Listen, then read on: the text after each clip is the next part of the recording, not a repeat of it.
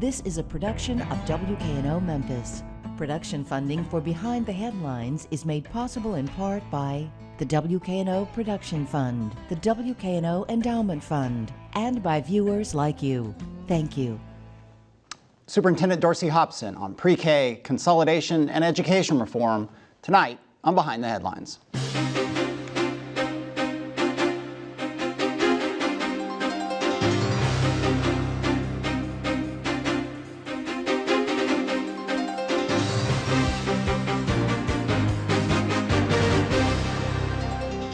I'm Eric Barnes, publisher of the Memphis Daily News. Thanks for joining us. We are joined tonight by Dorsey Hobson, Superintendent, Shelby County Schools. Thanks for being here. Glad to be here. Also, Bill Dries, Senior Reporter with the Memphis Daily News.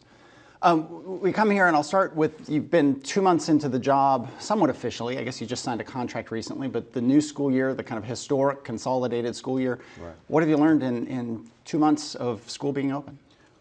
I have learned that we have some phenomenal principals at our schools and some phenomenal teachers in our classes. You know, when the school year first started, we knew there'd be some operational issues, but we always said as we put the budget together, we wanted to do it in a way that was least disruptive to the classroom and the classroom experience. Throughout the county, parents, teachers, principals, everyone is saying that this has been a good school year inside the schoolhouse, and I'm very proud of our principals and our teachers. You mentioned, and I meant to come to it later, but you mentioned some of the operational challenges. You went through, you know, a media spotlight. I mean, right. The bright light, and I'm part of the media, so I'm at fault or I'm, you know, celebrate that fact. I'm not sure which. But what was that like? And I know at various points you were frustrated by, you were once frustrated, say, the buses. Right. I don't think you were happy with that. Anyone in the administration was happy with that. But you also, I think, were a little frustrated with the coverage of it. Tell me about that experience. And there was a gun in a classroom or a gun in a backpack situation, too, where it was maybe it marked the whole experience of opening the schools. Well, I think the intensity with which some of the negative coverage was moved forth, it was tough. You know, we just had completed the largest school merger in U.S. history. There's a lot of excitement about it, a lot of interest in it. So understandably, the media was going to look under every rock and look to see what was going on. The operational issues were real. We weren't happy about the buses, some of the issues with that, some of the payroll issues, some of the early security issues, but those are issues that typically happen every beginning of every school year. But the intensity just made it seem like it was just disaster, pandemonium in the streets, when the reality is that we dealt with that, but there were so many positive things that were going on, and that story just wasn't told. I applaud, again, the principals and the staff for just fighting through it. You know, when you have situations like, and maybe we'll talk a little bit more about, you know, the security issue. You know, a 5-year-old, you know, brings a gun to school in a backpack, and that's horrible. But the reality is that, you know, our principals and administrators responded to that inside the school exactly the way that they're trained, and I'm proud of them for doing that. But then when we talk about things like security, the story or the angle is always, are the schools safe? Is security working? The reality is, and what I hope we can spend some time talking about, is what's going on in these communities that suggests a situation where a 5-year-old would even have access to a gun, or where kids feel the need to bring weapons to school. Because what we find is that what usually happens is things happen in the neighborhood and it spills over to schools. You know, we found weapons this year, and I think that I want to applaud our staff because they've done a great job in finding weapons. You know, fortunately, no child has been hurt by a weapon. Things like that happen, but we have policies and procedures in place, and those policies and procedures have been working. Two parts to that, since we're talking about it. One is, was there a sense that between the media scrutiny and the parent scrutiny and the political scrutiny, because there's this merger and you're new in the position and all this, that somehow, you know, people could say, I told you so. I told you this merger would be a disaster. We have a 5-year-old with a gun. Were people making that connection in some way? And ignoring the fact that maybe, you know, there are, sadly, guns in backpacks at urban and suburban schools throughout the country. I mean, it's sort of a national phenomenon that's disconnected from the merger, but people link those two. I think that people did link negative things with the merger, because I think there probably a large group of people who were skeptical, and then some people who just didn't want the merger to happen and were looking for things to point out the "I told you so." But putting that aside, I mean, I think parents have a right to be concerned when issues come up. I think the community had a right to be concerned when issues come up. So in no way am I suggesting that there weren't problems. I mean, obviously there were problems. There are problems in every school district, particularly large urban school districts. But sometimes the nexus that people were trying to make just simply was not the case. All right. Bill. Shift gears a bit here. The school system has served notice that it will apply for what is now $23 million in federal funding that goes to Shelby County government for Head Start. How do you envision, if the feds approve this, how would Head Start work with Shelby County schools in charge of it? Well, let me just say, I think that the decision to move forward with the grant or pursuing the grant was based on a determination that educationally it's the right thing to do. Because when you look at the data, and let me just back up, I think one of the most important issues here in Shelby County is our exceedingly low literacy rate, particularly in inner city. Legacy MCS, the numbers from last year, you had about 28% of kids in the third grade reading on grade level. That means 72% of kids can't read or read at the level they should be reading at. And then there's just such a long laundry list of indicators and negative stuff that you see will happen if kids aren't reading on third grade level. I mean, you can just write the script of what's going to happen or what's likely to happen. When you look at that and then you do the correlation between kids being kindergarten ready, there's probably about a 26% kindergarten readiness rate amongst the inner city kids in Memphis. So what we know is that if we want to increase the literacy rate, it will go a long way if we get kids kindergarten ready when they start kindergarten. So with that in mind, what we decided to do was we thought long and hard about it, and we thought that we could increase the rigor and the number of classes and the number of kids who were touched with pre-K if we served as a grantee of the Head Start program. Now, what the application envisions and what we envision is that we will essentially contract out pre-K centers and Head Start centers to different providers, but the caveat's going to be they have to agree to meet a certain set of rigorous standards, agree to let us monitor those standards, and if they don't meet those standards, the contract will be revoked. So it's not going to be a huge or onerous administrative burden. We envision maybe 4 or 5 employees that we will have to bring on, and those employees will be covered by the grant. But you know, the reality is the way that we do some of our pre-K now, the Shelby County schools, we have pre-K partners and they come in and they run pre-K classes and they have to adhere to our standards. We do the same thing with the Head Start program, but this decision is based strictly on the desire to increase the rigor and have kids ready for kindergarten.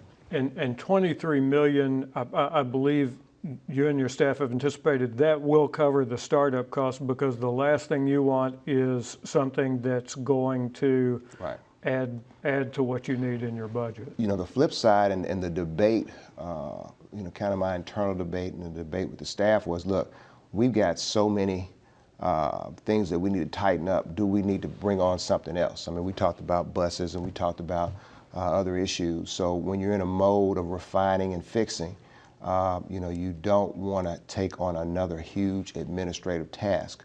But when I looked at the application, looked at the vision from our people, quite frankly, there's not a big administrative task. It's really more of a, we're going to set the standards, we're going to lay it out, we're going to monitor and make sure you're doing it, and if you're not doing it, then we're going to revoke your contract. And quick logistics on that question. The $23 million is federal money? Yes. That's federal Head Start money? Yes. That covers, am I right, about a third of Shelby County pre-K? I mean, it doesn't, $23 million is not enough to get every child in. Okay. Right, and it's, I mean, the distinction is between the pre-K and this is Head Start program. There's a child care component to that and all that, but it's not all pre-K, but it's federal money, and we certainly just that alone is not enough to cover the pre-K, the huge pre-K need that we have here in Shelby County. Okay, and that segues into there's people starting to see in the signs, and we had some city council folks on recently, the referendum within Memphis to a sales tax increase to pay for pre-K. How does that fit into this mix? Well, or am I mixing things up? It's probably a both and. Okay. Because what would happen would be if the sales tax is raised, and there'll be essentially another entity that administers that. I envision, though, and I suspect and I at least hope that if that passes, whoever's administering that will align to what we're doing, because that is strictly making sure the kids are ready for kindergarten. So you'll have that component, you'll have the pre-K component that we already do, and then you'll have the pre-K component that will be within Head Start. Okay. Is there a possibility that the school system could apply for that to the pre-K commission? I don't know, because I don't know how the commission will organize and lay out what they're doing. But I know that we have some very strong pre-K programs and pre-K curricula. So I would hope that at a minimum, if that passes, we'll do a lot of coordinating to make sure. I mean, at the end of the day, the goal is to make sure these babies, when they get to kindergarten, are ready to learn. And if we are doing stuff that's working, we want to share. If they have other practices that we're not doing, we want to share. So I envision a coordinated effort to make sure that the pre-K services are great. And we talk about election and referendum in Memphis. There are other elections going on, and oddly enough, there are elections about to start in the suburbs to create school boards. Right. And so you have, having just gone through this consolidation, first as attorney, then interim superintendent, now actual, permanent superintendent. How do you plan for that? This likelihood that at least some of the suburban areas are going to break off. I mean, there's some question marks about some. All of them have voted to do so, but they're funding questions. But it seems pretty clear that a certain number. How do you plan for that from a education point of view, a staffing point of view, a budgeting point of view, that next year you could have tens of thousands of students in various areas gone? Well, it's tough. I think from an education standpoint, it's not very tough. We have to make sure all our kids are ready for the Common Core, regardless of whether we have 10 kids or 10,000 kids. So I think that the strategies that we're going to use to increase student achievement won't change that much. But from a budgetary standpoint, it's tough. I mean, because of the uncertainty, we know that municipal schools have been voted for. We know that people are in the process of forming those schools, but we don't know how it's going to look next year. So, we have to plan for, really about 7 different scenarios. We have to plan for scenario 1 that the municipal schools decide they don't want to move forward next year. They need another planning year. Then we have to plan, maybe 1 comes on, maybe 2 come on, maybe all of them come on. So that is going to be very challenging.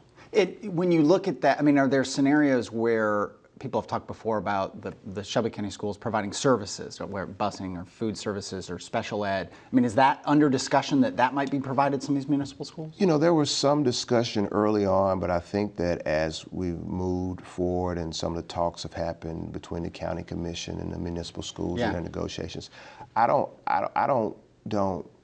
not so certain that there's going to be a wide, menu of services that the municipal schools are going to even want. Yeah. So I don't think that we can build a budget around the possibility of sharing services. Bill? The board had a retreat earlier this week, and they got some numbers, I believe, on where enrollment looks like it is. And I think, did you all give them a dollar figure on what happens if all 6 of the suburban school districts? Yes, it was somewhere around the neighborhood of about $52 million when you take away, your expenses, versus your revenue and all that. And what that comes down to is there are just a certain amount of fixed costs. The biggest driver in that $52 million number is about $28 million in health and retiree benefits, insurance benefits. And that's going to stay with the Shelby County schools regardless. So, and the way I figured it out, or the way it was explained to me is, once you get to be 65, then you go over to your Medicare supplement. Well, there are a lot of people, if you started working for the Shelby County schools when you were 20, and you work for 30 years and now you're 50, well, the Shelby County Schools pays those retiree health insurance benefits. That remains with the school district. So we're going to have a $28 million cost next year on that, and that's not going away regardless of whether we have 1 district or 7 districts. Then there are other employees that we deploy centrally, and those costs are fixed now.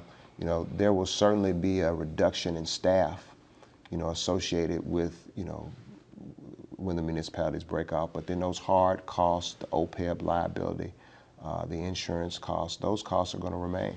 Right, because some of the discussion about what happens next with the suburban school districts has been, okay, well, you have fewer students, so you have fewer costs. But as you said, there are fixed costs that don't go away here, even if the students go to other schools. You're exactly right. And what we did in the analysis was we laid out and made some assumptions and said, okay, well, we're assuming now if you don't have this school, then we're going to we're going to say, obviously there'll be no principal, there'll be no teachers, there'll be no utilities, everything associated with operating that school, then obviously that cost isn't there. But then the central office costs and the school support costs and the insurance costs and the OPEB liability, that remains. And again, what we'll do and what we're anticipating doing is obviously the central office will shrink some more, but you can't shrink that retiree cost that is already accrued and that isn't going anywhere. Mm-hmm. Talking about staffing and benefits and so on, there have been huge changes to the way teachers are paid, the way they are hired, their collective bargaining rights, all those things too. And the last time you were on the show, we talked about this, that a lot of that gets confused with, and understandably, because schools have been such a focus locally and there's been so much change in the structure of the schools, but much of that came from the state, or it's part of a national change. Right. Talk about some of what that means to be a teacher now, coming into the Shelby County schools, whether you're in Germantown or you're in South Memphis, what kind of life and career that is and how that's changed compared to, say, 10, 15 years ago. Well, I think there's a much bigger focus on student outcomes. I think that there are pros and cons if you're a new teacher to that. I mean, the reality is that most of our teachers come in, are very good teachers and want to grow and want to see students move forward, and that's been that way forever. But there are also instances where you have a very few people who either aren't getting it or their focus is not student achievement. And I think for years there really has not been a kind of consistent effort to exit teachers out if they weren't getting the job done. So I think nationally you're seeing a change there, a sea change there. And that's what people talk about, ugly thing, deadwood, and that's just union protection and all that. And those protections, like it or not, whether that's a misperception or not, those protections aren't as hard and fast as they used to be. You as an administrator, principals have a tremendous amount more flexibility. That's correct. To move teachers out, exit teachers out, as you said. But I think on the brighter side of that, I think that you're seeing a lot of discussion now about really teacher compensation reform. Teachers just aren't paid enough. I mean, for what they do, for the important. Somebody had said, the most important factor in how a kid does, in their class is that person stand up in front of them every single day. And you have teachers who are just making tremendous gains. Their students making tremendous gains, and they're totally knocking it out of the park, doing a great job. Well, the way the compensation system works now, it doesn't make a difference. If you're a teacher and all of your students are excelling, they're growing, they're doing great, you're going to get paid the same whether you have a teacher who is there and their students aren't doing so great. So the move has been to tie performance to compensation. I was very pleased and excited to hear the governor say the other day that Tennessee's going to make a concerted effort to get teachers' salaries up. I think that's long overdue. And I think that as we study wholesale compensation reform, teachers are going to be excited about some of the programs we come up with. And one change is that there is, I don't know if this has happened or it's going to happen, there was always for years, an automatic increase tied to getting a master's degree. And that a national thing, the school system across the country. Right. That is no longer the case, or that has been proposed? That is no longer the case. I think if the board. Except in math, I think. Yeah, math and science too.